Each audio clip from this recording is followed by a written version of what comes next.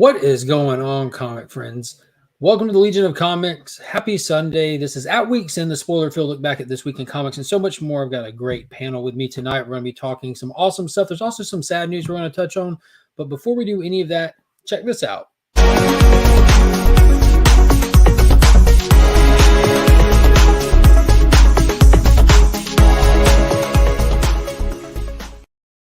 Let's go ahead and bring in the panel. We have, as always, the co-hostess with the mostest, back on the run again. Yeah. Ryan, how are you doing? Doing awesome. Let's see how far we can get on. Never let them know your next move. And hailing from the Great White North, none other than my Canadian heterosexual life partner, Chris the Comic Vet. How we doing? Gravy train on biscuit wheels, my man. Let's go. I feel like I'm Canadian tonight. It's cold here. I think it's like in the 30s. I don't know what that means. 30s is a hot day from where I come from. Is it? It's freezing at 50 degrees here. 50 is like hell on earth. So for context, 0 is freezing, right? For you? Correct. 32 is freezing in America. Okay. 32 difference, yeah. So it's like but yet somewhere they meet here. around minus 20. We don't know what that means. Yeah. And then hailing from the next sector over, we have none other than Mr. Paul Cook from sector 2815. How are you tonight? I am doing well. How is everyone? Good, man. Good. It's 59 degrees in sector 2815. Yeah, I just checked. It's 39 degrees here. I don't know. So we're just a little bit above freezing. It's an even 50 here. Which is weird for here. You know what I mean? Like we normally get like a day or two. Like this is just would be like a cold pop, then it'll go away again.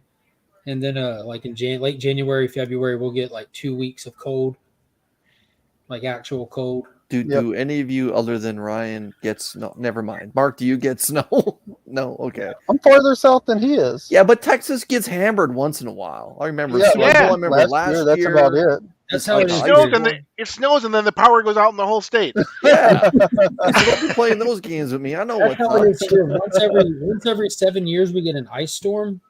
Because it gets cold, but it rains, but refuses to snow. And the whole state shuts down because nobody knows how to drive. Yeah, it just literally turns to ice. And then like once every 14 years or so, we actually get like snow, not just a little bit of snowflakes coming out, but snow. Accumulation. Yeah, only twice in my life has that happened. And I was in 7th grade the last time it happened. Oh, boy. Could be worse. You could be in Buffalo, Chris. They got 7 feet this weekend. You're right. It could be worse. How many people died? Could be in Buffalo. How many people drowned in snow? 7 feet. Yeah. So I happened to flip on the news yesterday afternoon, and I put on CNN just because I was trying to get some highlights on what's going on with the House and the Senate race. And the lead story was neither. The lead story was Buffalo, New York.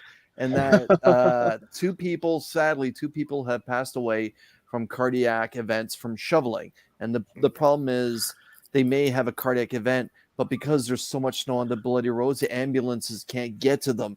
And that's what, unfortunately, when people pass away from cardiac events. And so, yeah, like you got to be very careful when you're shoveling snow because it can be quite the from neutral to fifth gear in a very short amount of time, and it can be hard on your heart. So you have to be careful when you're shoveling snow. Yeah, but yeah, Buffalo got destroyed. I don't think I would have never thought about that, but now that you mention it, Kyle, if we ever have to shovel snow, stretch first. Yeah, and wear layers and take clothes off as you go. Yeah. So, 53 in Cali. That's gotta be nice. That's what it'll be. That's like in the daytime here. When it's cold at night, it's in the 50s, feeling good in the daytime kind of thing. Like, what's 50 equivalent to? Can anyone transfer that into Celsius? I don't know. Subtract 32, and then you end up at 53. It doesn't work that way. 53. No, it's not. It's a whole. It only works 32 if it's 0. Yeah, for context, Ryan, isn't 100 degrees Celsius boiling?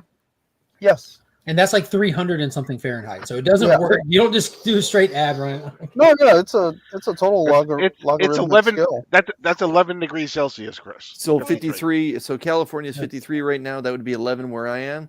Yeah. I'm like Mark at that point. I'm walking around in a t-shirt, cargo shorts, and flippies. Yeah, don't get me wrong. At freezing, I'm walking around in flippies. All right. So real quick, That's weird. I don't want to burn too much time here on the front end, but I do want to thank the sponsors, and we're going to do that a little bit differently tonight. Obviously, if anybody out there is looking for any cleaning and pressing services and you don't know who to turn to or want to try someone new, be sure to check out Justin over on Instagram. That's the guy that I use. He's fantastic. The promo code We Are Legion, hit him with that in the DMs, in the conversation. He'll give you a buy two, get one free special. And also, Big Time Collectibles is the channel sponsor who donates some prizes to the monthly Legion Loot giveaway. If you watch the channel, you see those go out in other places as well. But I just got the Legion Loot together for the November box, and I shared it to the channel members in a video already. It'll post tomorrow, but I'm super excited about this one, so I want to go ahead and show it off tonight for people that might not catch that and just go through and show off the books. But from Big Time Collectibles, we've got Twig #1 with that David Mack Virgin variant. Nice. Moon Knight Black, White, and Blood Miko Suyon convention exclusive. Spider-Man 2099 Exodus #3, the Scan variant, which is an homage to the last black suit Spider-Man. Web of Spider-Man issue 1. Yeah, which was the last black suit back in the day. Mm-hmm. I mean, it's obviously come back since then. And then the Virgin variant to go with it. So there'll be the set of that. That's sexy. Yeah, it's a really dope cover. Legal Burning Pieces. We got Black Cat #1 with the red lips. You see that, Chris? Nice. Beautiful. She's thinking of you. Yep. And then we've got the Moon Knight piece as well. Awesome. And then this is the one, like, I'm so excited about. I've been actually planning this one for months, guys, like months and months, because this month is the month for Superman. There's just actual stuff that went on for Superman fans. So this box is themed heavily, because I always add stuff, but the rest of this box is what I've added in to celebrate this month. And I had to go with this issue of Superman 166 in a chrome foiled out of its mind, just because of the cover art, because McGinnis, for me, is one of the definitive artist for Superman. You know, he worked on him for a while. He did the Superman Batman series and stuff. Love that big S. Yeah, so I just wanted to throw that in there. We have the facsimile for Superman #1. Awesome. The facsimile for Action Comics #1. The whole reason we're celebrating Superman this month is it's the 30th anniversary of the death of Superman. So we have the trade paperback for the best-selling graphic novel of all time, The Death of Superman, and easily probably the most important comic story told in an entire decade that it came out. I mean, it's still talked about, still read about, and all that. This was a huge event. It almost broke the comic industry. That and Image. Right. Here's the actual 30th anniversary Death of Superman that dropped this week. This is the Jim Lee cover, and it's an homage to ASM 316, the first appearance of Doombreaker in there. And then we have the first appearance of Doomsday in Superman Man of Steel #18. Such a famous cover. It is. It's super dope. I love that book. I've got so many copies of that. And then we have Action Comics issue 643, which is George Perez, another one of the comic legends that we lost this year, doing an homage to Superman #1. You only have one copy of that, right? I do. That just that one. Hey, something Then we have positive. The Return to Superman, still in the poly bag, and inside here is Adventures of Superman #500, which is the first appearance of Connor Kent and the first appearance of John Henry Iron Steel. So this box has the first Doomsday, the first Steel, the first Superboy. And then we have the Big Time Collectibles Miko Suyon World's Finest #1 convention exclusive foil. And this is one of my copies. This is not a donated copy, where he's homaging Jim Lee, Superman 204, which is right here. Oh, So you that's get a the big actual book. Jim Lee, Superman 204. That's the companion piece to the Batman one where they're on the gargoyles and stuff. Right. That's a big book. And then we get into some of the good stuff.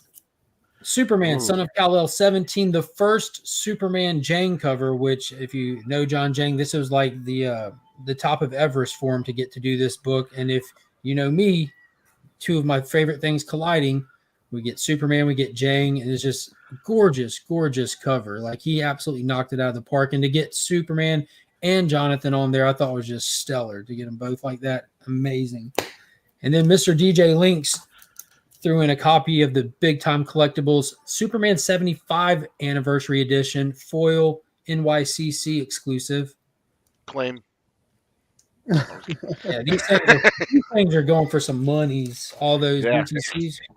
And then the last book, the kicker book, the whole thing that started it all, the individual floppy copy issue of Superman 75. But It's encased. The Black Polybag Edition, CGC graded in a 9.8, Pure Lies, Earth's Greatest Hero. This is not an easy book to find in a 9.8 because of the way that those polybags are all handled. So all of that, every bit of that, 100% of that is all going to one lucky channel member. That is amazing. So that's the November Legion loot box.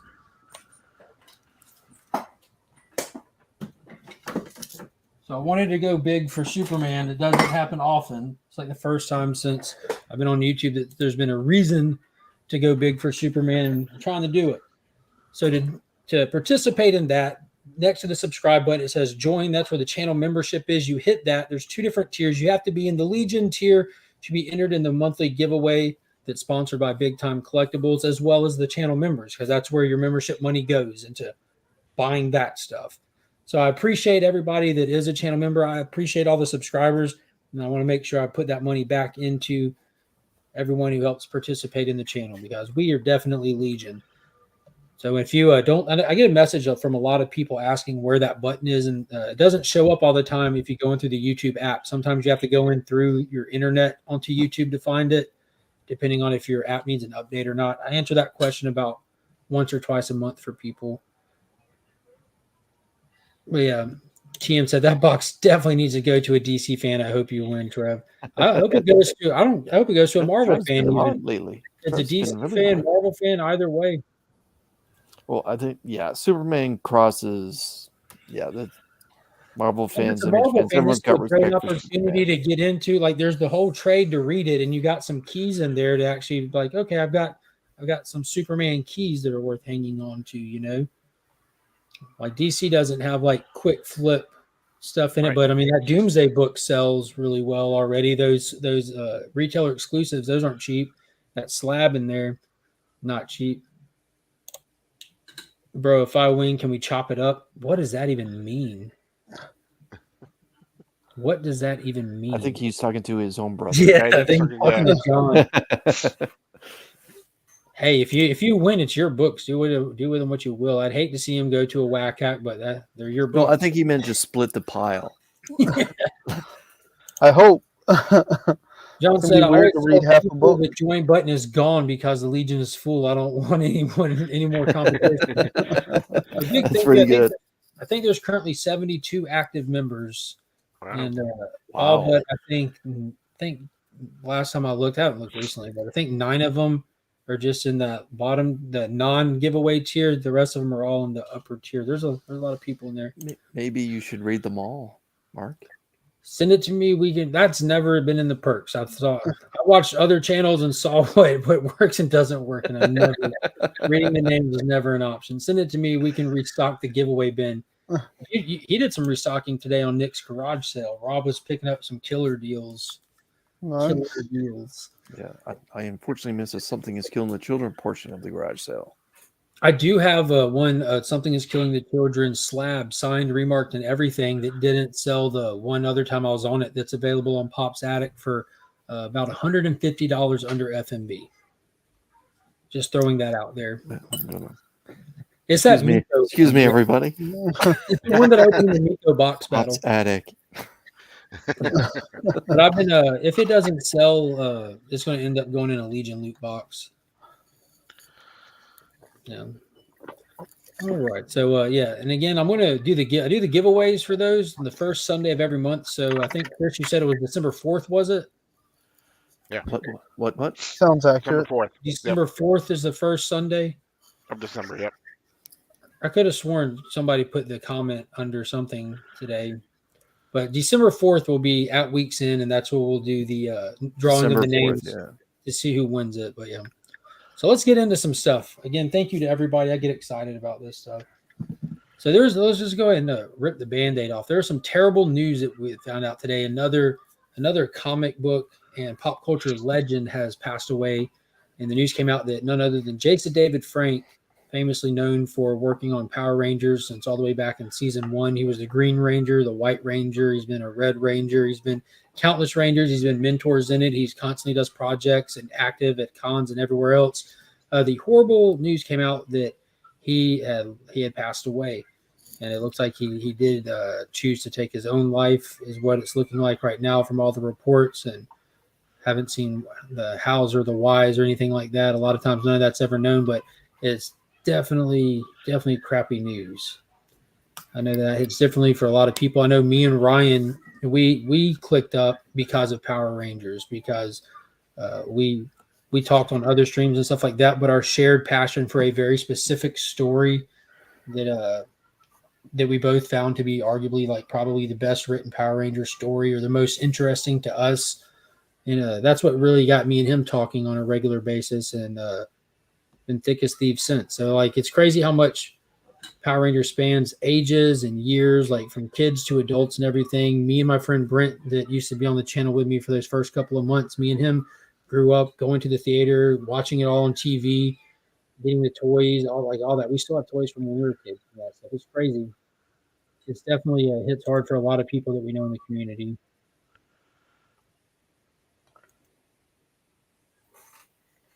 Yeah. Yeah, I mean, you said it all right there. He also was he played Bloodshot. He did a lot of other projects outside of Power Rangers as well. He had the Legend of the White Dragon going. He was also really well known for how he interacted with the fans and the way that he handled himself at cons and at signings and events like that. So it's really, he's going to be missed. Like he's the kind of person that, like, as a celebrity and as a somebody that kind of created fandom, like we see it in the modern era. Like he's definitely somebody that kind of carried that torch and like really knew how to engage an audience and engage fans at a level that made them still interested in something that wasn't even ongoing. You don't really see a lot of people that are great at that. We're starting to see it some, like with some of the Marvel actors and stuff, but somebody that's been carrying fandom of something around them and how many lives that touches just doesn't really happen all the time, especially like in pop culture and nerd culture and stuff like that. So I think his impact, beyond just Ranger fans, is definitely, his presence going to be missed. So it sucks to Yeah, hear that news. he did a lot of stuff that really put like a like good vibes out there. During the lockdown and everything, he recognized how terrible that was for comic shops and how impactful it was when Diamond stopped shipping books and everything.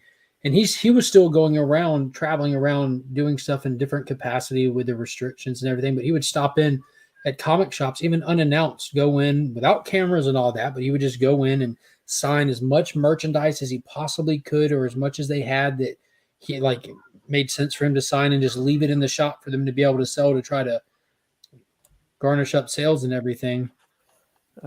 My first interaction with the guy was at Niagara Falls Comic Con, one of the very first ones I went to, probably 7 or 8 years ago. And I can remember my son and I were lined up for Ken Lashley, and coincidentally enough, Ken Lashley drew a sketch of Doomsday punching Superman on a blank cover during this time. And during that time, JDF came out of the back, and there was a big lineup for him. And I remember turning around and I think, he's a Power Ranger. But obviously, probably much like Paul, the Power Rangers television show, it's fill into that time frame where I was just in my early 20s, and my son had yet to be born yet, so my son didn't get to watch it at all, kind of thing. So obviously, I understand that it was a cultural phenomenon during the time that it was on the air, and that how it kind of morphed into different shows as it went on. But he came out like a ball of fire. I mean, he came out and jumped up on the table that he was on and had his phone going, and it was just like, I'm proud to be back in Canada, Niagara Falls, one of the 7 wonders of the world. And people were throwing their hands in the air and yelling. And then he jumped off the table and was running up and down the line and like taking and like filming everyone and taking pictures with people on their phones even before they got up to the table to sign autographs and stuff like that. So yeah, like his and much like Kevin Conroy himself, also that do these grand announcements when they first come out to kind of hype up the crowd.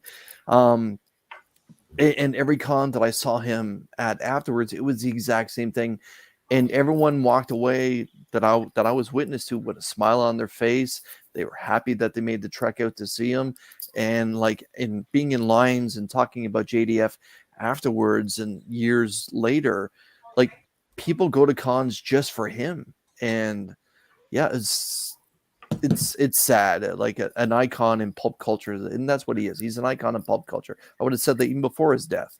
Of all the Power Rangers that do con appearances and comic shop appearances, he's the one that's out there like grinding all the time. And like you never know what's going on in someone's personal life. You never know what their battles are within that space between their ears. So it's suicide is never a solution. But yeah, it's a sad day. But my God, the guy was exciting to watch, even in person. Yeah, and I was I honestly I never really watched Power Rangers, but I've been reading a lot of the stuff that's been coming up today from people, and it makes my heart warm to see how he connected to certain people. I mean, it's like he was a connection to people's childhood for a lot of people, right? Mm-hmm. And that's the part that hurts the most, is because that's gone now, right? And so that's the part that really hurts the most. Much like we had, like you said, with Kevin Conroy, or whoever it happened who's passed away recently. Um, so yeah, I mean, it just, like I said, I never really watched or read Power Rangers or anything, but seeing how he's affected everybody has really it does my heart good. Yeah, it was truly multi-generational, and I was talking about this before. Was before Finn was 3 years old, he had watched every episode of Power Rangers that there is. Like while he was staying with pops and everything, while me and the wife worked. My dad's a Power Ranger fan. Like he's such a fan of just like fun stuff that it doesn't matter the production quality or the what level acting it is. If there's a fun story to be told, that's all he sees. And he has the Power Ranger seasons that he bought on his own accord to watch through them and everything. And he sat down and watched them from episode 1 all the way through with Finn early on. And Finn is a diehard Power Ranger fan. Like today alone, like he just comes turning the corner carrying Saba, the White Ranger sword, trying to fight me. And like I'm almost teared up. You know what I mean? Like this is crazy. But I was lucky enough to be able, for me and the wife, to take Finn and Monkey to actually meet JDF in person here at a con, not at a con, at a Top Dog comic shop this year. And yeah, it was a blast. And what was so cool about the interaction was like when we got there and started talking to him, JDF's attention was not on me, or he didn't care that I spent my whole life enjoying this stuff and all this. He thought it was cool that Finn knew what he was looking at and who he was talking to. He's like, wow, you're into this? Like, dude, yeah, he's grown up into this just like I have. It's literally his childhood with Power Rangers is no different than mine is. And like his attention was all on Finn and having that conversation. I thought that was awesome. But it's just crazy, like you said, how much joy that dude is just like an anchor. And just, I don't know, man.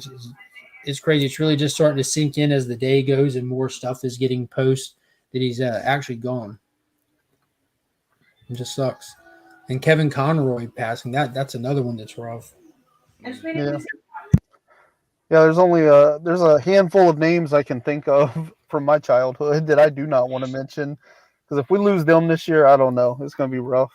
But he lived here in Houston, so I am watching to see if anything comes up. We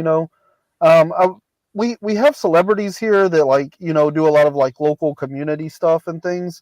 I wouldn't really consider JDF a Houston celebrity, because even though he lived here, like I don't really know of any times where he was like a real big deal within the community itself. So I don't know if he's going to get like a huge outpouring from the city, but I am keeping my eye to see if there's some kind of memorial or something that pops up for him, because he was born and raised in California, but he's lived in Houston for years and years and years. So there's no doubt that he's touched plenty of people here as well. So maybe we'll see some kind of event or get together or something this week. I would love to be able to go to that. Yeah. Yeah, I get it. Like, he's an icon for a generation that you guys are a part of. That's how I would feel if we lost Mark Hamill suddenly like this, because he was my everything. Like Christopher Reeve, those two right there were icons to me, like at 3, 4, 5, 6, growing up, that these are who I want to be. I want to be Superman. I want to be Luke Skywalker. And sadly, we've already lost Christopher Reeve, but thank God Mark Hamill walks this earth still. But yeah, I get it. A lot of it, some of these guys appear larger than life, but in the end, they're still human. But it sure does suck when it happens. Yeah. I was talking to Bart, like Ryan knows, like the biggest Power Ranger fan that walks this earth is over in Belgium. My friend Bart, he was like, they're ahead plenty of hours with the time zones. And I woke up this morning to Bart, like, dude, please try to confirm this, please. So like I know he's hurting. It's crazy. But that's why I've got like a friend over in Belgium that I would consider a brother that I've never met in person, that we're actively like making plans for him to come over to the States and visit because of Power Rangers, because of a shared passion for this thing that's greatly done by JDF. You know, when it comes to it, he was a rock star compared to all the rest of them that have ever come before or after him. You know, he is the Power Ranger. Yep. Yeah. Don't want to harp on it forever. It's absolutely terrible. And TM has put some very important comments in the chat. So, y'all don't ignore those. There's a great community out here. There's a lot of people that no matter what you're going through, don't ever think you're the only one to have ever gone through it.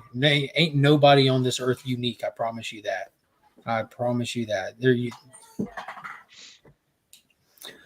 But moving on, we got to try to find a happy note.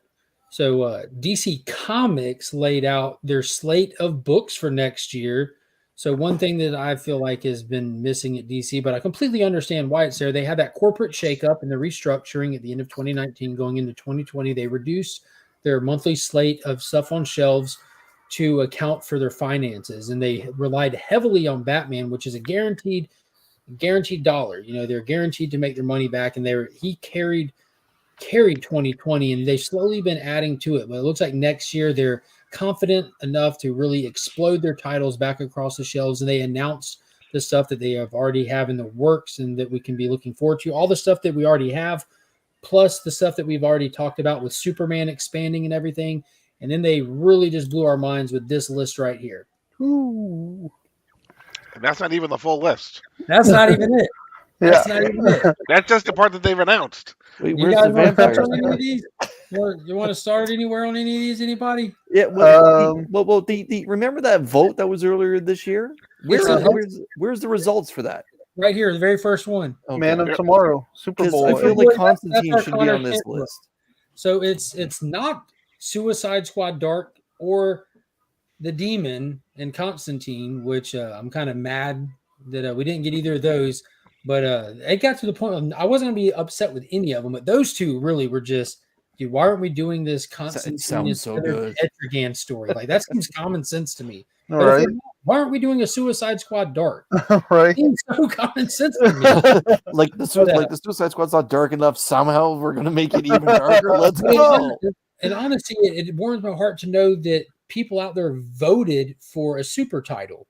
Like in an era when Superman has just spent nearly a decade falling out of favor because he's too much of a Boy Scout, we're seeing that shift back to popularity with Superman, which is super cool. He should be a rock star. There's plenty of people that are involved in his close network that there's no reason that you can't have Superman adjacent books that are rock star books. It's not just Boy Scout books. I mean, look at the John Kent book. There's nothing about that book that was a Boy Scout book. He is not his father, He's going through some trials and tribulations, but same thing with Supergirl. We just saw her standalone miniseries from this year just blow everyone out of the water with how good it was, and nothing but tragedy through that book, But I'm excited to see that the Super family is getting some really cool representation on these monthly shelves. You know what I'm saying? But so it's kicking off. That Superboy Man of Tomorrow is the what's it called? The DC Round Robin event.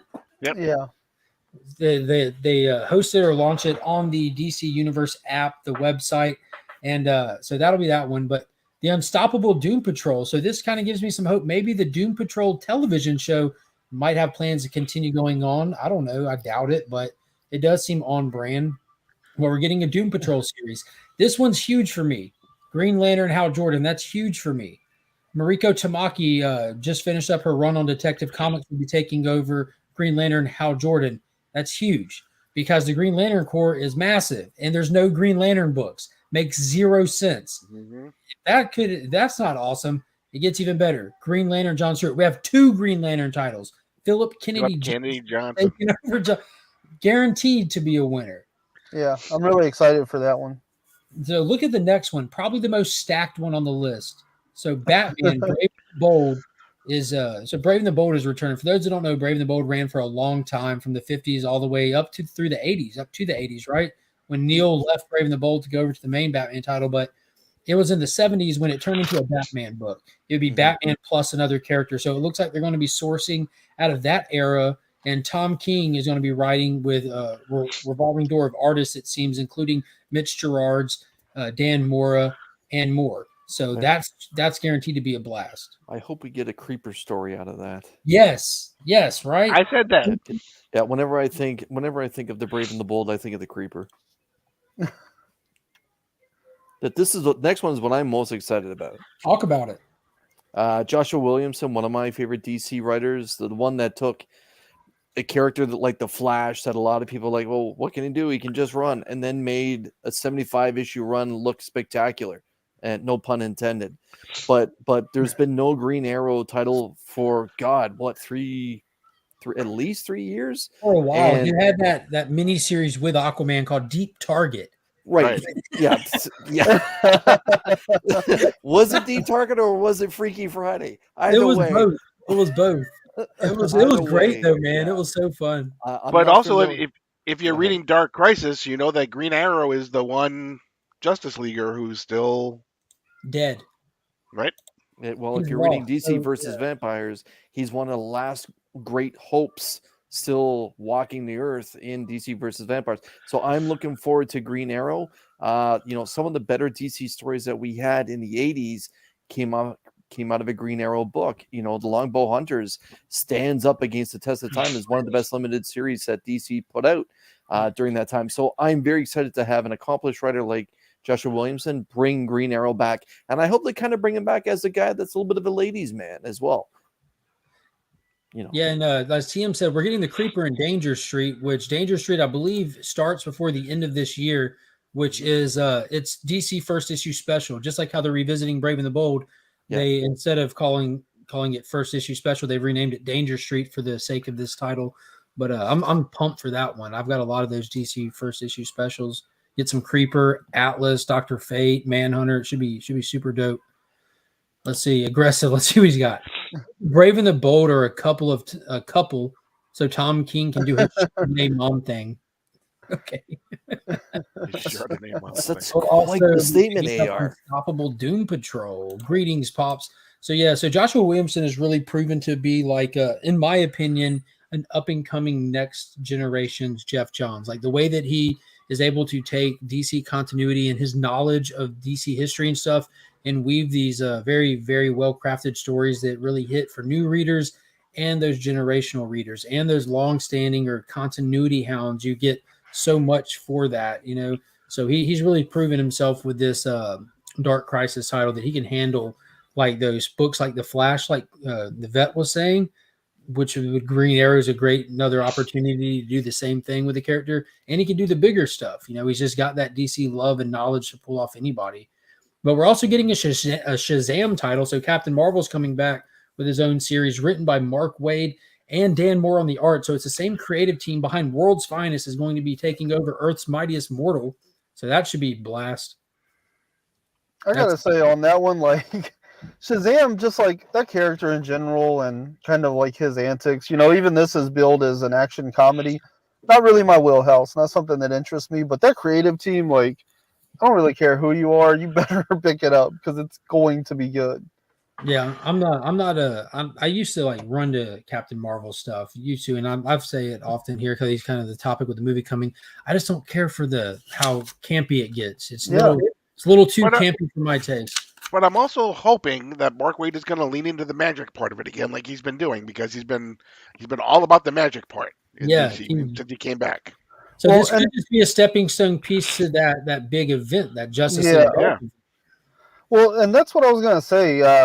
You know, what's weird is in all of these announcements, there's really nothing with Justice League Dark or Magic users. Or Rom V. Yeah. So I'm interested to see how much they're holding back because they have told us this is only the first half of the year. They still have more for the back half of the year. And we know there's more stuff in the works that's not even mentioned here. Most notably, like, where's Rom V? I mean, he's borderline exclusive at this point. And where's all the Justice League Dark and the Magic users? Your Suicide Squad.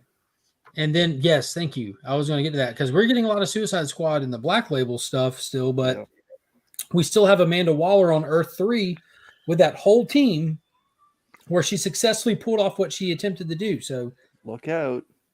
Now she's going after the Wildstorm universe. Yeah, that's Black Tag going up. Yeah, she's about to wreck the Wildstorm universe. You ready? So the last title on here, out of all of these, I'm legitimately excited for each of these titles enough to pick them up and give them a shot. To be honest with you, the Superboy title I really don't much care about just because of the those are standalones. They don't really have any bearing on the greater, bigger DC universe continuity stuff. So with a big pool like I have, stuff like that, I tend to just to let it lie. I'm not skipping the Green Lantern stuff, not a chance in hell. The Doom Patrol I'm excited about, but I don't, I've never really Dennis followed Culver did post some artwork from that too. It looks pretty sweet. Yeah, I haven't seen that yet. Brave and the Bold, that's a must grab, me and TK. And the final one, I would skip it in a heartbeat. I don't give two craps about getting a Batman Rogues Villain standalone, but again, Tom King's doing it, so I'm completely interested to see what he's about to do because we'll talk about it here in a little bit with that Batman One Bad Day series that's going on. I mean, we can kick off of that now and move over into books if y'all want to go ahead and do that. So that's a perfect segue. So the Batman One Bad Day Mr. Freeze drop this week. This is the fourth installment in the One Bad Day line of one-shots. They started with the Riddler, then they did Two-Face, then they did the Penguin, then they did Mr. Freeze. And again, just to refresh people, these are supposed to be billed as a definitive story about one of Batman's rogues that'll redefine or build from for future stories to come, much like the Killing Joke did for the Joker. TK did the Riddler. He absolutely understood the assignment. He delivered. Yeah, it was mad crazy how good it was. Like people everywhere, like who don't even normally care for TK stuff, are like this is insane. This is like one of the best single issue written books in a long time. Those last 3 pages were incredible too. Yeah, I put it up there with Superman Space Age. Like I don't understand why or how it could possibly be this good. It was just insane. And then the Two-Face one came out, and it felt like just a filler issue of Detective Comics. And then the Penguin one came out, and it had good moments and goofy moments. There was nothing real definitive about it. It was kind of weird watching Batman just allow Penguin to run roughshod over him just by saying Penguin basically told Batman that Batman's never been in control of the city. Penguin's been in control of it the whole time. And I'm like, dude, it's just dumb. It's just dumb. Fair. Yeah. And then this one came out, and it wasn't as bad as the other two in my opinion, but they did do a little bit of a twist on Mr. Freeze where I don't know, like I'll let Paul explain it because it hit him in a very certain way, and it's definitely like that in the book. But yeah, so for me, I enjoyed the first 2/3 of the book. It was the last third that really kind of left me wondering and scratching my head because to me, when he totally turns it around and then suddenly having Nora frozen is all about him and not about her. To me, Mr. Freeze was the most tragic Batman villain, and he did not leave the end of this issue as the most tragic Batman villain. So to me, it just didn't play to the character. The last third of it, that was my thing. Yeah, so that's what I'm excited about. Taking it back to that Penguin announcement, having seen what TK did with the Riddler. If this Penguin book isn't Black Label, if it's an actual main continuity book, we're about to get the real One Bad Day for Penguin. Mm-hmm. The real definitive story that people could potentially call back on. Like, do you remember when this happened to Cobblepot? Do you remember these events? You remember how savage he was here and stuff like that? But yeah, this one, it's really a straightforward story. Like Batman and Robin attempt to give Mr. Freeze the abilities and the money, the funds, and the laboratory to get his wife out of the cryostasis. and they set up shop at LexCorp for him because deep down Batman knows he's going to pitch a fit and destroy the lab, and at least it'll be a LexCorp lab. Fast forward to them going to try to get Nora, and Victor turns into like a they take the workaholic over obsessive trope and they apply that to him in a way that hasn't been done before, in the sense like he's kind of happy that in a sense that she's in that state, and he's trying to keep her in that state and not really get her out of that state because he's able to work uninterrupted now, which is not his MO at all. His entire MO, his reason for existing and robbing and villaining, doing anything villainy, is for the sake of his research for her. Like they took away his motive completely, and they switched it from being toward his wife to just being, I don't know, a self-absorbed science geek that has no actual goal for his research. Yeah, he doesn't have to worry who she's out with, and he doesn't have to, worry what she's going to get home, and he doesn't have to, go to dinner with her or whatever. It's like it's all about him suddenly now, and it's like that to me is just not as true to the character, and it just was a big 360 in the last third that just kind of turned me off to the entire thing. But I did like the lead up to that, because to me it was true to the character. The artwork was up good until too. that point. Very Sean Gordon Murphy as well. Yeah. Weird way to get rid of a nagging. That's the thing. She wasn't even nagging. She was like sweet to him. She was accepting of his research, his work. There was no reason for him to feel that way whatsoever. Right? Either get rid of her or don't, but why keep her around in such a weird way? Yeah, it's. I will say, like, I watched a Casually Comics video today, and it's basically like the history of Nora Freeze, but really what you're getting is like the history of Mr. Freeze through the lens of Nora Freeze, because they're so interconnected, and so it was like really interesting to see like where she came into the picture historically speaking, and then like how everything plays out. So if you really want to know like his personality and like his connection with her and all that, like check out that video. It was really solid. Great coverage. Well, that was all done in the Batman animated cartoon, right? That Paul Dini wrote that part, I think, right? And that's where it really started. Yeah, that's where she comes into the picture. Yeah, but then she was added to the comics and everything, right. So it's like a really weird, twisted history. That's and there's like different versions. Batman animated episodes. Yeah, it's like really weird because so many different versions of her and what she symbolizes for him throughout the years, but that is a first. Like, I want to keep her around, but like also keep her out of the way. It was odd. I enjoyed it a little more than Paul did. I try to like kind of just put it in my mind. Like I said, it's just the over excessive workaholic. Just, I don't know. And the book is clearly set in like an undetermined time era in the past when Robin Dick Grayson is still kind of new to the dynamic duoing. It was my second favorite one out of the 4 so far. But number 2 and number 1 still a huge drop. Number 2 and number 1 might be a silver medal, but it's nowhere near the world record. Well, there's a gold medal, and then it goes straight to participation trophies. Very weird to hear what the Mr. Freeze book was like, as it sounds very reminiscent of the beginning of the Boom book prior, which started last month. Boom. I have not read Briar. I like how Batman the Animated Series handled Freeze story. Yeah, absolutely. And they did the movie too. That Sub-Zero movie was great. Yep. Yeah. It might be the second best Batman animated movie. Yeah. It probably is. Definitely the Master of the Phantasm is. That's the Phantasm, yeah. Oh yeah, that's all Batman feature films. That's definitely the best Batman movie there is. Yeah. I'm gonna say, animated or not, that probably is the best Batman movie that's ever been produced. Fire. All right, who's got something else? Who's got a book? Chris, you just finished Something Is Killing the Children.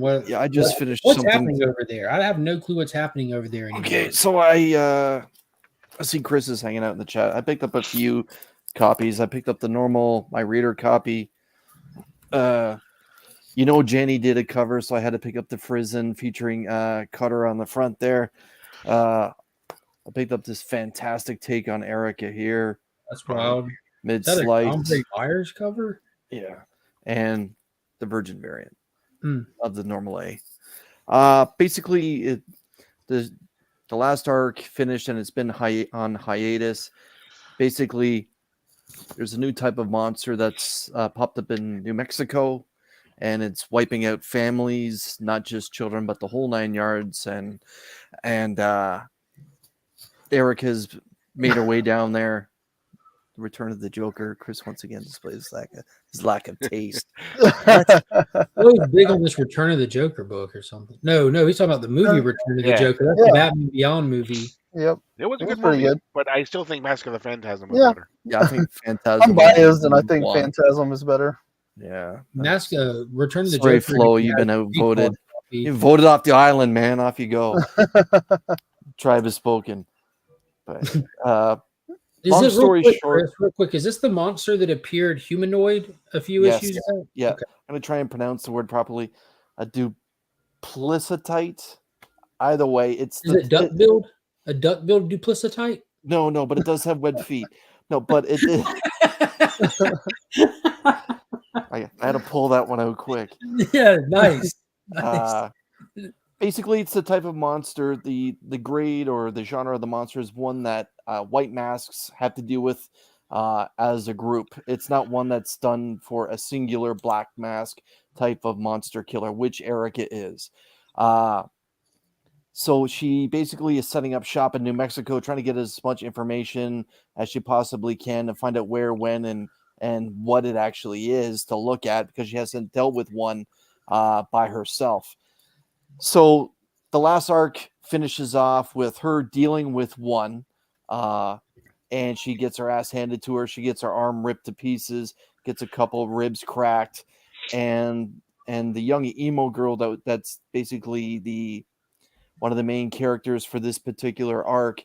Her family saves Erica while she was basically losing a hand-to-hand with this monster.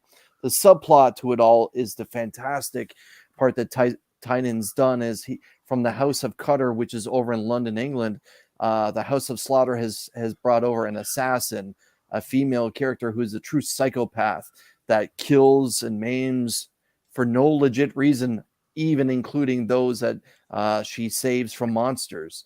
So this character that's being referred to as Only Cutter is making her way across the United States down to New Mexico, where Erica is, and is just leaving a trail of carnage that the House of Slaughter has to clean up in her wake. Well, this particular issue, Erica comes to after her battle with the monster, and she's been taken away from this small county where she dealt with the monster onto an Indian reserve whose family is the one that she was trying to help.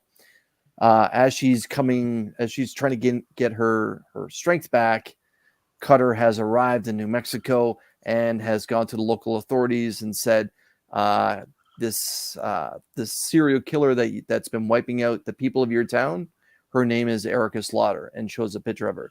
So the subplot is now finally caught up with the main plot here. So the next issue, hopefully they cross paths either way, but there's been teases of it, what could happen potentially. But yeah, it's a slow burn in typical Tynan fashion, other than seeing the horrific images of what the monster can and has been doing with the people that it's been wiping out. And it's good. It does mirror the original 15 issues with the whole Erica trying to work with local law enforcement while not telling them the complete truth on what's happening. That's got to be par for the course for someone in her scenario, though. Yeah, it's gonna be. Yeah, I think what's every time the alternative for her just to go in there and just take them out? You know what I mean? That's right, because she doesn't know where it's happening. She doesn't have ties to the House of Slaughter right now. Did that bratty little insufferable kid ever get out of the story? Nope. So she's the emo kid I was talking about. So she's the main character. The interesting part that happened with her in the tail end of the last arc was she found the octopus after Erica got arrested and started listening to the octopus, and the octopus told her exactly where the monster was, and she went there not realizing that the octopus was setting her up to be food for this new monster. So is the creature in the totem actively trying to get free or something? Like I didn't get far enough to know the dynamic between why they encase the essence of the creature, their spirit, if lack of a better word, in the totem. So from what I'm seeing here, the totem can appear to Erica kind of like a ghost or a little as a spirit or a specter, and communicate to her that way one-on-one. However, it's still the essence of a monster. It from what I'm understanding, it can't come back, but it can continue its own MO, which is to murder children and to have children serve Like as a food. non-mobile Chucky. Right. Exactly. So that's exactly what happens, and that leads to the battle, the last battle where Erica took on the monster one-on-one. Erica did do some damage to the monster, I'll be honest. However, she got her arm, like I said, ripped to pieces, cracked a couple ribs, and she's now on a reservation trying to get up to health 6 hours later, and that's where this issue takes off. This issue really plays into the family that emo girl belongs to. The whole dynamic, like, why is this girl here, or why is Erica here? Like, why are we protecting her? She might be the serial killer. And the older sister of the emo kid saw Erica being whipped around in the air. However, because she can't see monsters, only Erica and children can see her. She had questions, and that's why they tried to help Erica. But yeah, again, it's a part of the typical time and slow burn. Not Batman slow burn, something is killing the children slow burn. Like, you can see where it's going. But now that Cutter has arrived in the town where Erica has been operating, shit's going to hit the fan really fast. It's good. I give it 3.5 Maple Leafs out of 5. That's solid for an ongoing. Right. And the last issue of the last arc, that I would give a solid 4 out of 5. Bow down. You saw Mad Spidey pop in the chat. Bow down, bitches. Oh man, Ryan, what do you got? What's on your hit list of books for this evening? Let's see. Flo has big news. Bob Iger is for coming real, back, and Chapek is stepping down. Is that actual news? Because I didn't expect Chapek. CNBC just said Bob Iger named Disney CEO effective immediately. Wow! Yes. Holy crap! He said that's good news for the MCU. That's good news for everybody. Yeah. Everybody. Because this is a guy that came in, and as soon as he came in and enacted the last 2 years of Disney, everything went downhill. That doesn't mean there's not enjoyable stuff. That means Disney as a whole, as a general company, became less desirable for the general public for pick a reason. There's numerous. Yeah, it's going to be cool. I will always question you because you say crazy shit like this. I will burn this channel down. I will burn this channel down. Dude, that's fantastic. Well, I don't ever know when you're trolling for fun or when you're being serious. But, dude, that is fantastic news. There we go. Thank you, T. Like, who in their right mind doesn't? Yeah. And real quick, a big shout out to Flo, who's the co-host of the Bada Boom podcast. They're available wherever you podcast. But if you keep up with them on YouTube, as a lot of us here in the community do, they did cater to our listening, and they've started posting on YouTube as well. And that's actually where they posted a giveaway. Like they have their own ways of tracking followers and stuff in other places, but on YouTube they did pass 200 subscribers. So he has an awesome Jeremy Adams themed giveaway. So if you're a comic book fan, go check that out. Bada Boom podcast here on YouTube. Enter before it's too late. And they're actually covering the new Blue Beetle book that's coming out. Yeah, they've got the summer special, which I told Flo that I'm skipping it on the art alone. But I'm probably gonna read it. It's got Ted Cord in it. Which I only know it has Ted Cord in it because they're putting Flo and is putting out these amazing teasers for the conversation in reels and shorts and stuff. And he asked the writer, he's like, I know you can't tell us much, but are you able to let us know if Ted Cord is involved in this? Excuse me.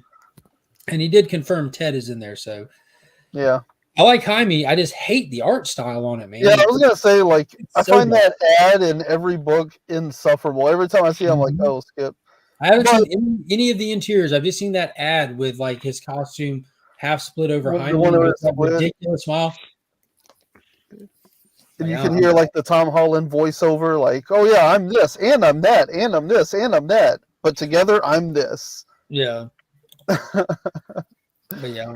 But I'm sure there's an audience for it, and I'm just excited to see more like Blue Beetle stuff dropping, especially since that movie may possibly still be in production And somewhere. not just that, like if DC is expanding their list, man, I'm going to do my best to try to pick stuff up and check it out because it can be good, and that's the only way that they're going to continue to do it is if people actually care enough to pick it up. So if it's not on an overspec, If we want them to not put out 20 Batman titles a week, we have to buy something else. Right? Batman, yes.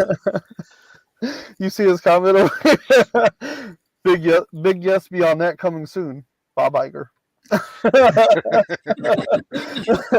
This seems like a bit of a reach, but all right. I'll believe it when I see it. Man, the first book that I read this Tuesday, actually, so I have the least amount of memory for, but I don't need it because it's Black Adam #6. Oh yes! Wow. Let's talk about that. Yeah, wow. That was all right. Dude, that was fire. So this is the pre-series. This is the halfway point of a 12-issue maxi series. Yeah. And this was a good issue. Yeah, they promised us that this was going to be a knockdown battle in this issue. You know, the way that this is formatted is masterfully crafted because it feels like a slow burn at time. You get massive exposition dumps in single issues, but then at the halfway point, they give us a knockdown drag out fight. I do want to highlight this because I didn't even bag and board this because I wanted to show it. With the Ben Affleck Batman. Yes. So the first page, you get a flashback to this massive flooding event that Teth Adams' family lost his father in. And you don't know who's kind of narrating or talking, and you turn the page to that. Boom. Yes. Great splash. Batman in his I got to go fight a Kryptonian suit. Right. All right, Ryan, take off on it. What do you think?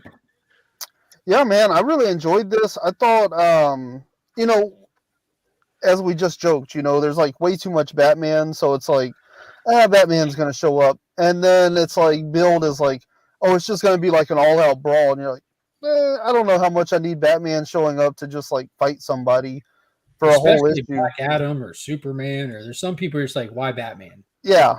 But like the pacing on this was so well done. Like it's a real quick and easy read. So you don't feel like you're sitting there and like Batman's brooding as much as you actually are. And then there's enough twists in it that even though it's just like a quick read, a straight fight, like there's plenty of other things going on that's just like, oh wait, what? Tons of dialogue. Yeah.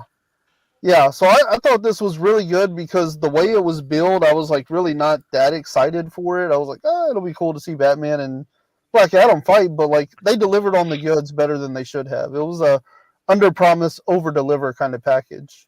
So the fight was fantastic. The fight was brutal on both accounts. Batman was intentionally trying to push Black Adam to a breaking point to prove that he's really just a bad guy. Black Adam proves it. This isn't the guy that you test. He makes no illusions. He's not trying to prove he's not. Also, Batman was smart enough not to fight this guy in the streets. They took this into the mindscape, and that's where this gets really important because this book is not just a standalone book anymore. What they just did was they just fired Black Adam from the Justice League. If you were reading the Justice League of America's ongoing title, you know that Black Adam was brought into the Justice League. And admittedly so, I believe it was just to kind of put him out there more as we were getting closer and closer to the movie. You know, we have Superman that was trying to like hope for the best in people, this and that. And this was literally Batman and John Jones, the Martian Manhunter, pushing Black Adam to see if he still has what it takes to be a Justice Leaguer, and he failed. And Black Adam doesn't even know that that's what just happened to him. He just knows that he got into a fight with Batman, and it looks like Batman was funding rebels in Kandak, and Black Adam was confronting him about that. Like this is a sovereign nation. I'm a sovereign leader. You don't have to like me, but you need to respect these barriers. And Batman's like, I don't have to respect nothing. Put them up, you know. And it comes down to it, like they were Justice League testing him. Is this guy? Is he still? No, he's not. He never was. Right. And what's cool is Mr. Comics 89, Matt. He messaged me today. He's setting up his roster for the next Knockout that he does, the debate show that he does, and he's doing a villain series. And he messaged me to ask me if Black Adam is a villain. Like, is he an actual villain? Because he's not familiar. I'm like, yes, Matt. This is a villain, and this issue proved it. Like he just got fired from the Justice League. So all that was going on, whatever comes next for the Justice League, when we should be getting a Justice League title firing back up this coming year as well. Black Adam will not be on the roster. This is the book that he leaves the roster. So it was mad important to the main continuity of DC Comics. I love that aspect of it. And the next issue tease says Dark Crisis. And the other thing too, that the content's been incredible. But have you been looking at the covers? They're just, exactly. I mean, they're like nothing else that DC is doing. Yeah. This is the guy that came over for the weekly 12-issue Arkham Tower event that finished out Mariko Tamaki's detective run. Rodriguez did all 12 of those A covers and just blew everyone away with how good he is at his character designs and consistent he is, and how everyone looks completely different and stuff. These covers are fire. These A covers are something. But this was great. Yeah, I did miss Malik in this one. I did miss like some of the other stuff that's going on everywhere else. He's been hanging out with Etrigan. But overall, like I said, man, like the pacing on this was phenomenal. They did a great job of bringing a character we didn't need into a series that didn't need him, and like actually make it a lot of fun and relevant at the same time. Yep. Paul, what's one you got for this week?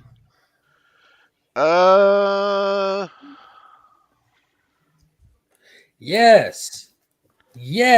Junkyard Joe? Yes. Image Comics Junkyard Joe issue 2 from Jeff Johns and Gary Frank. Yeah, I thought it was kind of interesting the way, that he's, suddenly he's a Sunday comic strip, and it ended in a way that is like, okay, you know what? He's not the only one. Who are these people, and where did they come from? And the dudes in the masks. The Custodian is the name of the guy who is in the front of the two henchmen. So did you read Geiger? I did. So we know from Geiger, which is set in, like, this is all the unnamed universe. Right. Yep. This is the second installment in Jeff Johns and Gary Frank's new universe that they're building out at Image Comics. And at the back of them, they give you this timeline from the 1800s to like 2060 something, where these unnamed heroes have popped up all through this timeline and fought this unknown war that's been raging. So they're going to have this kind of connectivity when we get to them. But Junkyard Joe was first seen as a comic strip in Geiger, when people they kind of did it in the back pages and played with it a little bit. And he actually appeared like reprogrammed to fight Geiger in the last issue. But we got his origin in issue 1. And then he kind of just walks home to his creator in this one. And not his creator in the sense of who built him as a robot, but the only survivor from his the army platoon he was in Vietnam, who returned home, and no one believed him that this robot saved his life and this and that. He turned it into a Saturday morning comic strip. And Muddy. Muddy. Yeah, Muddy is the name of the survivor. And he's retired the comic strip, and that's where this book takes place, is where that last strip just went out. And Junkyard Joe shows up at his doorstep. And we don't know why or how he got there yet.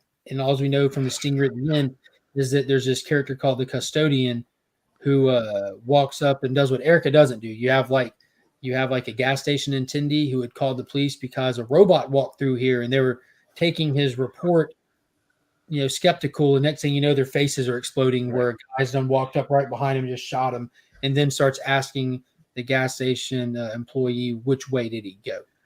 And they're wearing masks that resemble Joe's face. So I'm all in on this book, man. I was all in on Geiger. That was a blast. I'm all in on this. And if you're a Jeff Johns fan and you enjoy what he did at DC and how he was able to take existing universes and build a universe out of them, and just like now he has a chance unrestricted to start from the ground floor and do that. And that's what they're doing. That's what they promised from issue 1 of Geiger. And they're doing it from this to the first appearance of Redcoat we got in the 8-page Giant. So this stuff has got me so excited. Yeah, and he's also doing like a 7 or 8 page, 12 parts mini thing as part of the Image 30th anniversary. Mm-hmm. There's like 12 chapters, and he mentions in the back of this book that's what happens there is supposed to tie into everything as well. Yeah, and it said there's a first appearance of a character, and he didn't name the character, so I have to go back and try to. Hopefully, it's not in every issue; it's just one issue. So I don't know. Oh, he's in every. They have the 12 part, like eight pages in each issue. Oh God, dang it! I'm gonna have to go back and get them now. Yeah, I'm pumped for this. Is anyone else following the Geiger stuff or the unnamed universe? Bits and guess. pieces of it. Yeah, I highly recommend it, man. It's solid stuff. And Gary Frank interiors. It's the guy who did the interiors for Doomsday Clock, Ryan. Yeah. Chris, what's another one you got, my man? One of the better issues of All Out War for DC versus Vampires. Is that Captain Marvel on the cover? It sure is. It sure is. And that's wicked. This is probably the most brutal battle that's happened in DC versus Vampires in any of the issues. Captain Marvel versus Mary Marvel. It goes 5 or 6 pages, and man, oh man, this ragtag team of basically a Suicide Squad that's being led by the DC Deathstroke, pardon me. No, wow. I got a troll now and then, guys. I got a troll. Yeah, that was a good one. So Deathstroke, this team that Deathstroke is leading, they're going through hell and back, literally. And we get to see what happens to Azrael in the beginning and his sacrifice to try and push the team forward. Because Azrael was originally a vampire, then got back to human. Lazarus, And then he just sacrificed himself again. This time ripped to pieces, trying to push the team forward as they're trying to get to the whole thing is trying to get Batman back. Anyways, as they make their way to the city that the Flash is grounded in, based off of Central City, not Central City, is it? The Flash's city? Yes. Central. Okay. In that city, there is like a huge museum dedicated to the Flash. And as they're going past here, they're realizing that the temperature is changing in the air. It's getting a lot colder. When this happens, lo and behold, Captain Marvel appears, and he is in vampire form, and he is not happy that they're there. And Mary Marvel stands up against them, and then it's all out war. And like it's basically he appears in the upper air over them all. And this is probably the first issue where I didn't notice that it was a black and white book. And it is just an all-out slobber knocker afterwards. And the snow is starting to fall. It's getting colder and colder. And Deathstroke can't figure out why. And like insert Ryan sound effects here. It's just more battle. Very Kirby-esque in my opinion. Very Kirby-esque. Back and forth between Mary and Billy. And finally she realizes there's only one way that this is going to stop. And Billy is realizing what she's about to do, and she literally just flies over to him, and as he's about to bite her, she says those words Shazam, and just they blow each other to death. And that's what appears to be the end of Mary at this point. The 3 survivors, they move forward only to realize the cold that's happening is Mr. Freeze saving himself from the vampires by putting himself in a mountain of ice in Central City. So the next issue, they're going to try and figure out what is going on. But the cliffhanger is Mary is there but she's been infected just from the explosion with the blood. And good old Canadian, yeah, that's true. It's kind of like what's happening here. And she asked them to kill her because she's literally starting to change into a vampire because of the explosion that she took. So yeah, it's this was probably of the 5 the best all-out war issue that we've had. How long is that one going for? 6 or 12? 6. Just, thank God. So I can just see the next issue starting out with just vampires with just little chisels getting Mr. Freeze out. Yeah, or biting at it. Yeah. It's I give this a solid 3 Maple Leafs out of 5. Again, the best issue of All Out War. I've been very critical of it.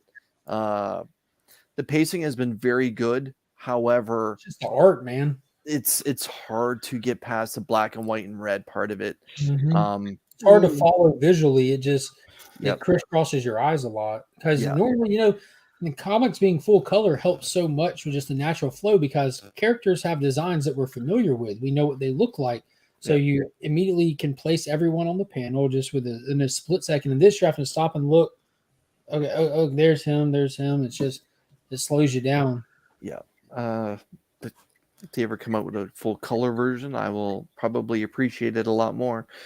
We have 2 more issues of the normal DC versus Vampires. I believe issue 11 comes out this Wednesday. We have 1 more issue of this, I'm presuming between 11 and 12. We'll find out what happens. And it's a good read. If you're enjoying DC versus Vampires, this is probably the best all-out war again. And it was cool to see Tynan being Tynan, where the character that has to save the day is a female. And this is something that's becoming his MO since we've been talking about. Issues? What's that? Think he has mom issues? He may. Maybe. He may. Maybe. Or daddy issues, and he glorifies his mother.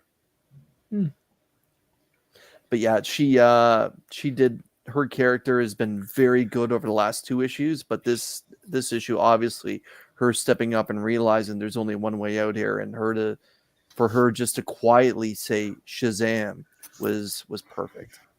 Yeah, Rosenberg is at the helm of this one, by the way.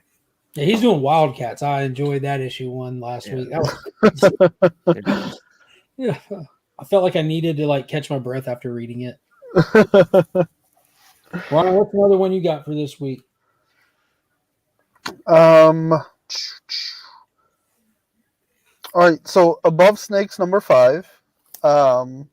This is the end of this story, and it was phenomenal. I enjoyed it. Basically, we get Dirt coming to peace with everything. He gets his revenge, and he gets to go into eternal rest now that he's avenged his wife's death. So that was a really solid series. Only 5 issues. Really enjoyed it. It's that guy that's writing Spawn and the artist that's doing the Devil Chicken stuff. They did a book called Thumbs in 2019 that was phenomenal, and so this was their next creative collaboration. And it's just like a weird, trippy revenge western, but it was really good. So keep an eye out whenever that comes out collected if you didn't check it out. And as far as something we can talk about, though, let's talk about Stargirl. Just dawned on me, I have more back issues here. The Lost Children. Stargirl and the Lost Children, my blind pick of the week going into this week. Jeff Johns filling out his ongoing stuff at DC. This was fun. What do you think, Ryan? I enjoyed this one. I like the Stargirl stuff itself was probably the weaker part for me. Not that it was bad, but I really enjoyed the way it opened, and I love the way it closed. And so in the middle, it was like, okay, we're kind of doing some detective work, trying to figure out, what's going on with all this in the modern world, I guess, or what with our current heroes. But overall, I really enjoyed it, and it really pushed me to look further into the universe. So I'm excited to see where it goes. This one sent you down a rabbit hole, right? Yes, sir. Yeah, yeah. I read Well, we talked last week. I had already read Doomsday Clock, and then this week I read Flashpoint Beyond, so I'm caught up there. And JSA, I've read roughly 20 issues this week. Which really the JSA thing had already kind of kicked off because of Black Rain. Once I read that, I was like, oh yeah, like I want to know why these characters are the way they are in this. Like Atom Smasher, like why is he like this, you know? And who is this Hector Hall, Dr. Fate and stuff. So I had already kind of been in that rabbit hole, but then once I read this, I was like, oh yeah, like I just got to read the whole thing at this point. So contiguously, I'm up to like issue 20 or so. And then I've also read like 56 and all that because that's where Black Rain takes place. So I'm pretty deep into JSA at this point. Feels good, doesn't it? Feels real good. It really does. That's some of the best comic book storytelling in like the past couple of decades for me. You know what I'm saying? Yeah. It's so character rich because you've got a writer that has probably got more respect for the characters he's writing than any other writer that we've seen of recent. And he's doing characters that span the course of comics existence. So there's so much that can be done with those two elements coming together. But Paul, what do you think of Stargirl? I loved it. I think I love the way that he's setting up. You know, he as you're reading it, you're like you want to read the next issue. You know, because I want to see where he goes with this. I want to see who all these people are. Where have they been? I'm not convinced that it's not gonna tie back into Flashpoint Beyond and the little kid who is Dr. Manhattan. Oh, it's all coming together. Yeah. But yeah, I mean, Johns does it for me every time. You know, and you're right. He has a knack for being very respectful of everything that has come before, but also putting forth new ideas as well. Yeah, and not a lot of people can balance those two things. So I think there's already hints. There's already hints of Doomsday Clock New 52 stuff happening here. So we have the whole lost children thing. And for those that aren't following, that's what they are. These are the sidekicks of the old Golden Age characters, not even like the mainstream ones that you know, the ones that were mainstream in the 40s that really just didn't pick up and keep the longevity. And they're kind of retconning them into history like they were there and where have they been kind of thing. And now we have this Dr. Manhattan kid. And we know that Dr. Manhattan at this point is known for tampering with history and changing events. So I don't know if they're going to go that angle, but they are introducing this character that they did not show in this issue called the Childminder. Mm-hmm. The Childminder is supposedly, from what I understand, the person who is not necessarily the one who's like the big bad guy, probably more the one that's, I don't know, watching these kids while they're kidnapped or something is what I have like a sneaking suspicion will be the case. I do like that they actually called back in that panel to the Stargirl. I actually thought of that as like there's this meta presence that is I guess sort of like crap, what's it called? Like whenever you have like something that's destined to happen. Like this guy basically has like all these souls of like sidekicks, and he's like deciding what sidekick goes where, and like kind of there's more to the sidekick ending up with the main hero, like there's some kind of like meta force that's directing where they go and why they're paired, and that's what the Childminder does. That's how I painted it in my head, at least. I've seen the little breakdown of it in an ad and the character design and everything, so I'm just assuming it's just like the babysitter for the bad guy. Yeah, I think the bad guy we just saw in the 80-page special they did, the new golden era, the new golden age, the one that was like stalking Helena for her whole life, that was watching her. That is who I think falls under what you're talking about, who's going through time and this and that. So I think you're on something with that, but I think that's going to be that character, and the Childminder is going to be an exclusive villain for this title. The Harkness. Kind of. I mean, she was a babysitter for the Fantastic Four at one point, but I think that the Childminder is like created for this limited series, and that other character is going to crisscross the bigger narrative going on with this stuff. That's my hunch on it. But I do love that they called back to that Stargirl summer break special from last year when this series got kicked forward, because we did get one panel from there, the Crimson Avenger there on the boat that was stuck in the time, the temporal loop and everything. But dude, I like that we got the new, what is it? No, we had Red Arrow in this one. It's not Red Canary. No, yeah. Yeah, we got Red Arrow in this, hanging out with Stargirl. Courtney was on brand as always. You can trust one thing, it's that if Stargirl and Jeff Johns are together on a project, it's going to be top notch. That is his most prized possession when it comes to comic books is Stargirl. So if you see Stargirl and Johns jump on it, you're about to be in for a treat. Yeah. I just read your comment, Ryan. me and Ryan had this long conversation. Pop said the only writer who loves and respects the JSA more than Johns is Roy Thomas. Ryan said Roy Thomas disrespected my time this past week, so I'm cross with him. John Ryan read All-Star Squadron 25 just to read the first appearance of Nuclear, and later becomes Atom Smasher, but it's the first appearance of but he messaged me, what the hell? It honestly might be one of the worst comic books I've ever read. That's horrible. Did you get a chance to read Stargirl yet? Yeah, I went through it. I gotta admit, I don't like Todd Knock as an artist. His head covers that he does for Marvel, I found myself just not liking the artwork that's here. However, the story did carry it. I'm fascinated by TNT. I'm fascinated by Stripesy. I want to see a lot more of the kids that are in here and what they're capable of doing. There's something that's very sinister at play here. Like that's omnipresent. I know Ryan said meta. To me, what it was something that was just cliffhanging over all of them. Was something very dark, and the whole, like, we're focusing on her, and then the old man himself and Spectre showing up too. I get a lot of respect for the character.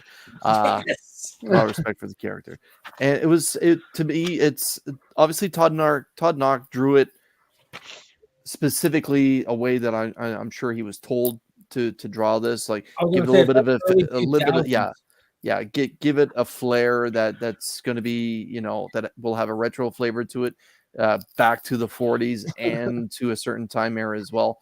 But it's an action-packed book. I enjoyed it. Like, I admit, I enjoyed it. TNT was TNT and the Dynamite, the Dynamite. Like, this was probably my favorite part here, seeing the bullets like just sizzle on him and that. Yeah, and then flipping the page and then seeing the newspapers saying that TNT killed in action or whatever it said. Yeah, that's the part I enjoyed there. What I love about that intro section is how, like, you get like whenever they switch the steering wheel over, right? And Dan the Dynamite's like, this is so cool, like he's driving and he's just like a little fanboy about it all, even though he's in the heat of it.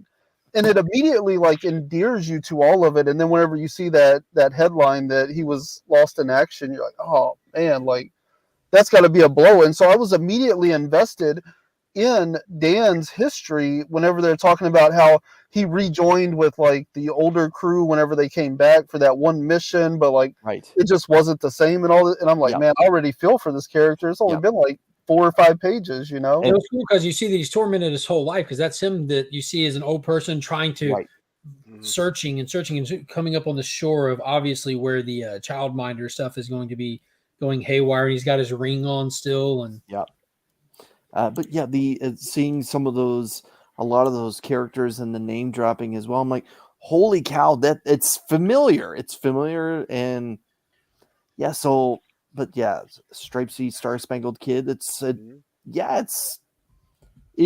I wasn't sure I was gonna like it, and I'm surprised I liked it as much as I did. I'll be picking up issue 2 for sure. And nice. Yeah, it's, again, I got past the whole Todd Knox stuff, but that's the part I found challenging. I just wasn't a fan of the art style for the story.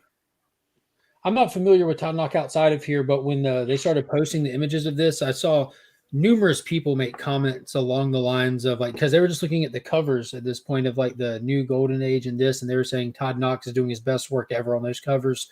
Like clearly, like he's not held in high regard, kind of thing. You know what I mean? So to me, it very much has like an Archie flavor to the art style that's here. Mhm. But Todd Knock has been doing a lot of those head variants for Marvel books. So I actually didn't even realize that he was going to be going to DC other than this and the previous issue. So but yeah, it's Yeah, I didn't. The art for me, like I don't know. I think Yeah, I didn't notice it bad. I thought it nailed it for me. okay. I'm unfamiliar with the artist, but I did feel like the art felt a little bit weird during the Stargirl and Red Arrow stuff. Like I said, I really everything about like the Golden Age era stuff, like when it opened with those masks, and it's just like, oh yeah, like this looks like Tex Avery style cartoon characters or something. I thought it, like you said, I thought it was intentional kind of thing. Like they were trying to, like I don't know if they got him because that's how he draws or asking him to draw that way. I'm not familiar with him.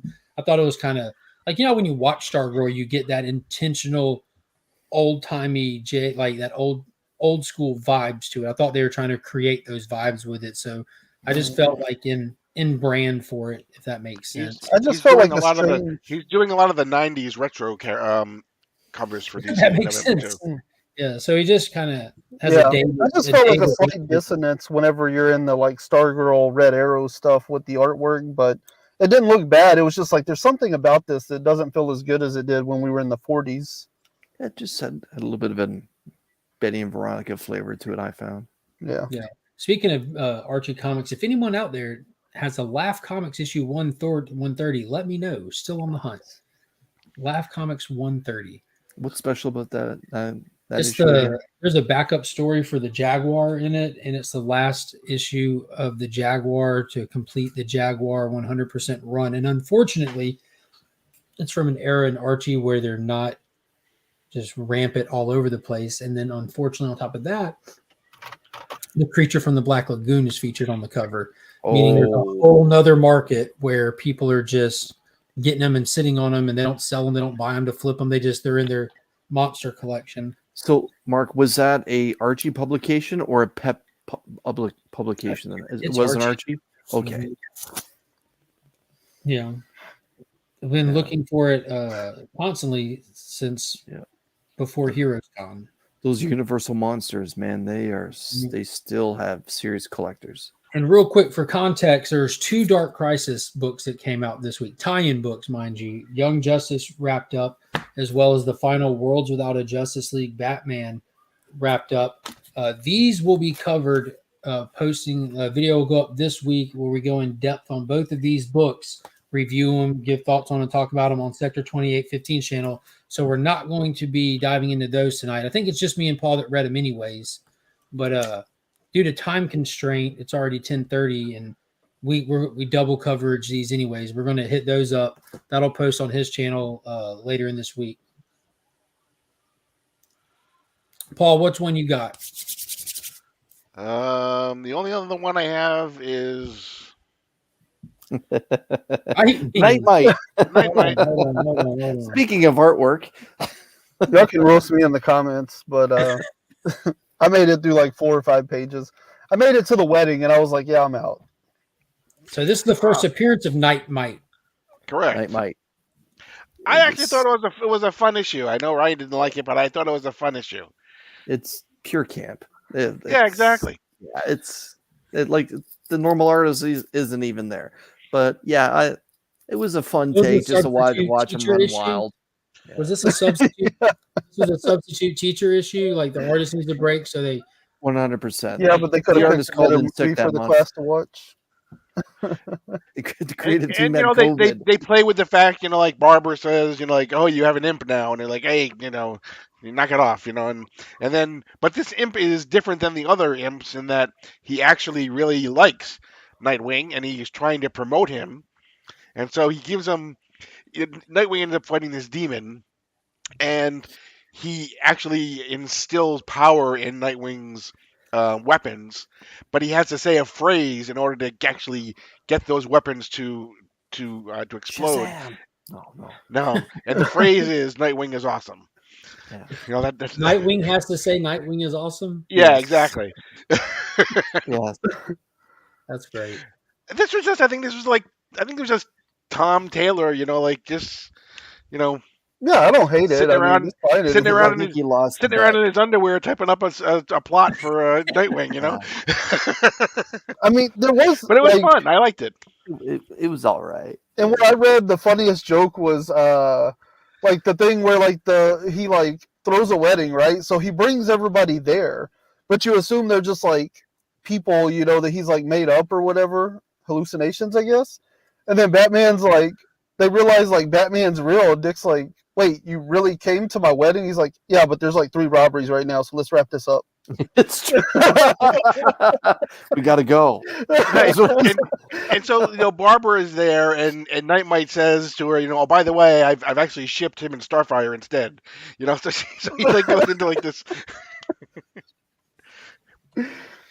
He does not have him to say his name No. backwards. They never actually show that he returns to the 5th dimension. Yeah. So maybe y'all are lucky enough to get him in next issue as well. Yeah, it's You just, never know. it's I hope just not. fodder. Yeah. I'm ready to get back to like the cool Nightwing stuff. Yeah. I'm sure Was- there'll be a one was shot there for him any- later on in the future. Yeah, right. Was Yeah. there anything at the end of this? Because it came from like something serious. So like, was there anything at the end of this issue that kind of returns it back, or it just was like, okay, over? It's something that will probably never be referenced again. I mean, I can't imagine that it ever would, but It's Sweep it under the rug. Yeah. no, they shake hands and they look Yeah. at the sunset together. That was it. That's it. Oh, okay. Yeah. So there's like no connective material for the No, next they issue. make anyway? up at the end and shake hands and yeah. I was like, that's the only thing I'm afraid I might miss is there's like some kind of like connective tissue that like I might need, but Maybe like I'm one good. day, he'll come back like Spider Ham kind of thing when yeah, when a Nightwing universe or Nightwing crossover from different Earths, he'll make another appearance. But Yeah. I'd Forgettable. say like 2.5 out of 5. Like I have it's I all have right. definitely spent worse 10 minutes in my life.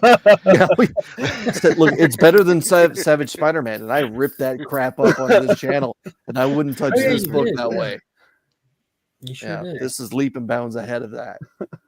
So, Paul, you said that was your last one so far that you've read Yep. this week? Yep. Chris, how many more do you got? I can just blast through a couple quickly. I've got- Gold Goblin 1, standard fare, just dealing with this clone Harry Osborn, go I through got whatever its own changes, roller coaster going up and down. Is he going to be his father, or is he going to be something good? And the only reason I picked it up is I just want the backstory for issue 3, which is going to have the return of the Queen Goblin from the last ASM volume. That villain that I just absolutely fell in love with. If you're not a Spider-Man fan, this book is not for you. If you don't really have an interest in Oscorp or anything that's going on with Peter's personal life, it's not for you. Once Queen Goblin is come and gone, I'll probably drop the series. I picked up I Hate Fairyland, but I haven't made my way through it yet.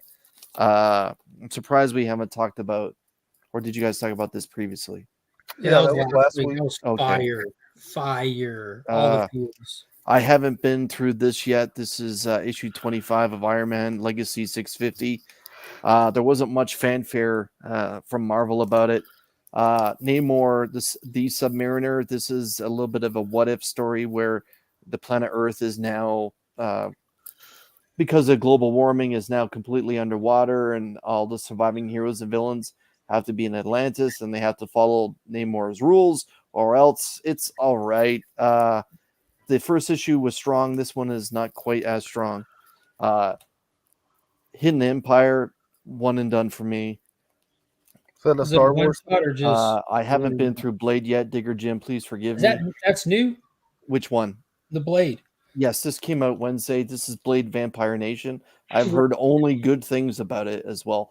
I'm sure if Jim's in the chat, he could probably give it to you like whatever out of 5. You know who's writing it? This is a variant cover by In Hyuk Lee. Just give me a sec. I'll open it up. The author of this comic was Namor. Mark Russell is the writer. David Oh. Wachter is the Why it's good. artist. Isn't Mark Russell writing Superman Space? Yes. Yes. Yeah, that's why it was good. Guaranteed banger right there. He also wrote that Second Coming book that was Yeah. sent over to an indie I'm saying publisher. that was Vertigo, and then ended up at Aftershock or something like that, right? Yeah, but well received. No, it might have been Dark Horse actually. And the book that I'm probably going to read next will be Murder World: The Avengers. If any of you, if you guys or anyone doesn't know what Murder World is War something World. set up by Arcade, Mongol? who is a villain from the X-Men universe in the late 70s, early 80s, who creates these kind of like danger room and scenarios and puts people in them to find out if they can handle it or not, and televises it, kind of much like Mojo in the Long Shot world. The Running Man. Yeah, it's similar. Arnold. And I'm looking Fire. forward to this just because I really like it. And Jim Zub is the writer, and I do enjoy some of the stuff that Zub does. The chainsaw's a part of me. Now it's Yep. going to be a part of you. That's okay. Keep it. I love Arnold movies. I love Arnold movies, man. Yeah. All right, I've got a couple. I got three Richard more here. Dawson, starring Richard Dawson, right? Okay. Plays through some of these. So the new issue of Flash came out 788. This was like really damn good. There is something that's important that I do want to touch on here. So the concept behind this is there is a new mayor, and they give you his backstory. He worked for the super penitentiaries and everything. He was fired for being a terrible person. He's now the mayor, and he has deputized the Rogues Gallery to clean up his city. He borrowed a bunch of money from the mob, and he's just ghosting him on the money, and he's acting like he's not worried about it. You find out that he has some abilities himself. But the important part is, Wally and Linda are looking more into where they found out she was pregnant in the annual, talking to Mr. Terrific as well as Dr. Midnight. And Wally goes back to work, walking around Mr. Terrific. And we've seen him at Terrifitech, and when he's in there, they're always working on something. They've never talked about what they were working on, but they've always been working on something in Terrifitech. In this issue, you finally get to see what they're working on. They walk into this room and we see this, and they finally acknowledge it for the first time. It's been such a non-issue. You don't even think about it till this moment and think back on the previous issues. So they get this put together, and they say, after countless tries, we think this one will hold. Due to Central City's proximity to temporal events, this should allow us access to a piece of, what did Dr. Baxter call it? And Mr. Terrific answers, hypertime, with an asterisk. It says, see Flashpoint Beyond issue number 5. Jeremy Adams was writing Flashpoint with Jeff Johns. We got the big stinger at the end of that character who's dressed like an homage to Ozymandias with Babastis is walking up looking for the Watchman. So I'm thinking that this is about to be important to all the stuff going on with that, potentially. There are some fantastic moments with Wally and his rogues, some tough action-packed moments. It ends with him being surrounded by the Rogues Gallery and the Pied Piper coming in, freezing everyone to like in their tracks to save Wally. So definitely worth picking up. It is a jump on point from the last story arc. So if you're contemplating Flash, this is a great one to grab to move forward with. And World's Finest, issue number 9. Dope. Yeah. So we're still dealing with Boy Thunder and his attitude now and his existence on this world. And we kind of get a little hint that maybe he didn't destroy his last world. Maybe he did destroy his last world.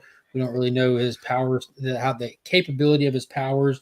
We got the Joker being thrown into the mix and everything. The Teen Titans are getting a little nervous, him working with them and stuff. Just a really cool issue, adding more character and more mystery to this Boy Thunder.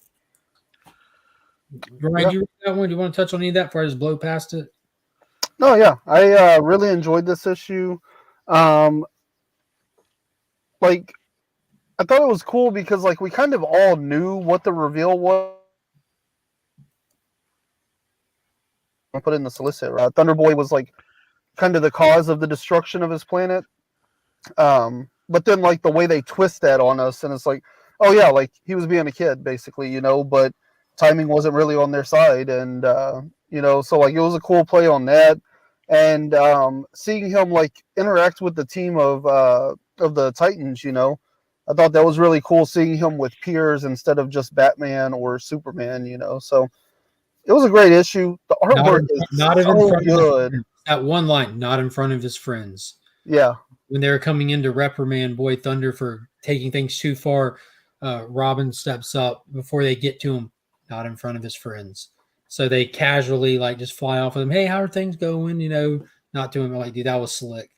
yeah, yeah. The artwork is so good in this, and yeah, I mean, I like the reactions. You know, like I don't know, it just feels like so organically written, and like somebody that really understands all the like dynamics of these characters and everything, all the different perspectives, and then you know, just like getting that backstory and knowing like he wasn't a tragic character, and then like Joker and keys and that like crazy cool like portal door that just like pops up out of nowhere, Yeah. and Well, flooding the city thing seemed like unnecessary to me. Not like it just seemed like a little plot device for this single issue. You know, it didn't. It seemed like a big event for little importance.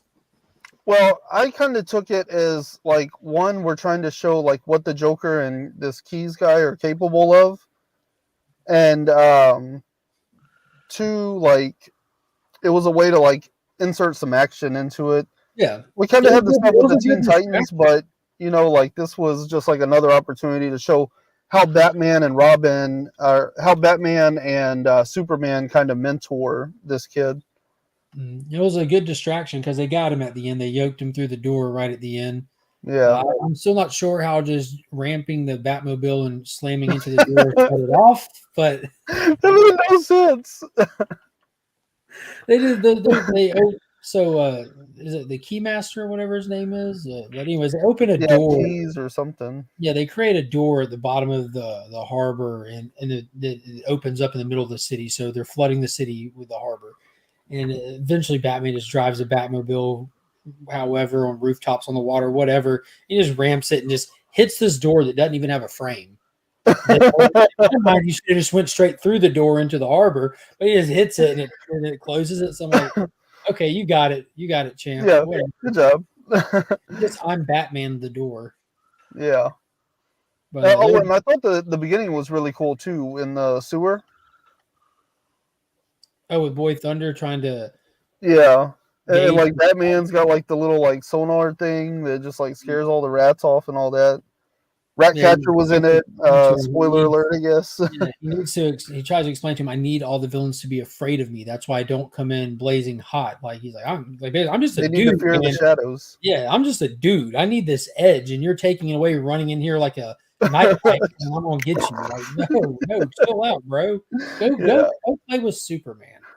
Yeah. Like, what was the mission? To observe and was it like observe and listen or something? He's like, "Did you do that?" No. It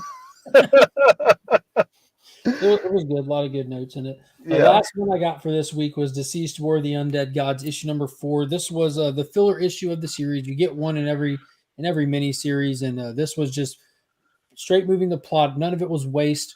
We have our heroes that have banded together. They're going to Oa to try to rally up whoever's left and talk to the Guardians about this cosmic-wide virus that's sweeping from planet to planet. You see a planet get wrecked in the time like that they're there, so you do see that the infected army is moving. The Guardians want to just go kill this. Let's go cut the virus out. The heroes of Earth are like, no, we have the cure. We can't do that. We need to find a source and all that. We did get introduced in the last issue that this is beyond just a virus. This is attached to the great darkness of Greek mythology, the physical embodiment of darkness. I forget the name of it, but it's tapping into like Wonder Woman mythology and Greek mythology. So like that is clearly going to be the end game for this. That they've actually created, like they've attached it to mythology now. So it's not just a virus that went crazy on Apocalypse. So I thought that was great. And Mix Pitilix pops up on the last page where the Guardians and all the lanterns are fighting all the heroes of Earth, and they're like, dude, why are we doing this? Why are we fighting each other? And you see Ares just standing there like, this is great. So Ares is kind of just messing with stuff, but he's working with everyone. This affects him as well. You know, this is he's the one that brought to light what's really happening and where this is really sourcing from and stuff. So it was a fun issue. It didn't have those like crazy moments that you get in almost every issue and stuff like that, but it moved it forward. It got the puzzle pieces into place. It got our chess pieces on the board where they need to be to attack. Definitely excited for it. And that's all I got. I'm all out. That gives us 7 minutes ahead of what we were aiming for. So you guys want to anything coming up on your channels, on your Instagrams? Well, I'm in the midst of production, so hopefully with the extra holiday and the extra hours and stuff, I will be able to complete what I'm working on and release something, but I don't have anything scheduled at the moment, so just keep an ear to the ground, and I'm sure it'll be out sooner than later. Fantastic. Mr. Paul Cook. Yes, you already mentioned we'll have some Dark Crisis deep dives coming out this week. We have Guess That Key. Should be not this Wednesday, but next Wednesday. And then in December, we're going to have a huge Guess That Key Christmas special with giveaways galore. It's going to be fun. It's going to be real fun. Chris, you got some mail call, Walmart packs, mystery boxes. What do you got going on? All of the above. I'm not going to smell your fingers, Chris. New comic book day hangout. Yeah. Everyone, Mark and I dropped our collab video today. 2 cool guys, swap picks. Interesting week for New Comic Book Day coming up. A lot of good books, a lot of great covers. Check out what our selections are.